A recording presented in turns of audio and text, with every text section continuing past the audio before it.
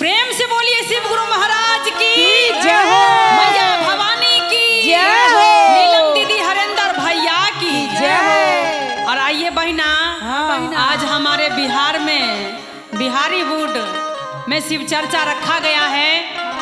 तो अब हाजिरी लगावा गुरुजी के दरबार में। और राजू बाबा बबलू देखो गुरुजी से दया मांग रहे हैं। कैसे पूनम दीदी कैसे हो? आ काहेला चुगली करई छाहे बहिना। जय हो महादेव। आ चल तू शिव चर्चा में। जय हो, जय आ हो। छोड़ द चुगली कैल। चुगली करबू तो का मिली? गुरुजी के चर्चा में जैबू तो दया मिली। परिवार सुखी रही, सुहाग अमर रही, गोदी के लाल अमर रही। चल चर्चा में। आ काहेला चुगली करई छाहे बहिना, चल तू शिव चर्चा में।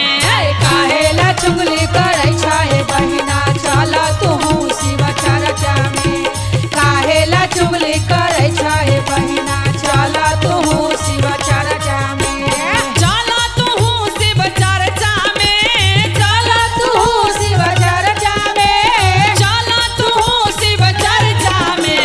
काहेला चुगली करई छाहे बहिना, चला तू शिव चर्चा में। अरे काहेला चुगली करई छाहे बहिना, चला तू शिव चर्चा में। अरे काहेला चुगली करई छाहे बहिना, चला तू शिव चर्चा में।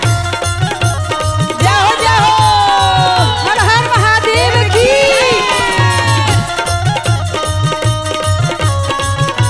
जय हो, जय हो।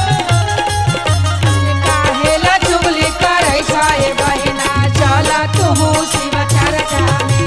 काहेला चुगली करई छाहे बहिना, चला तू शिव चर्चा में।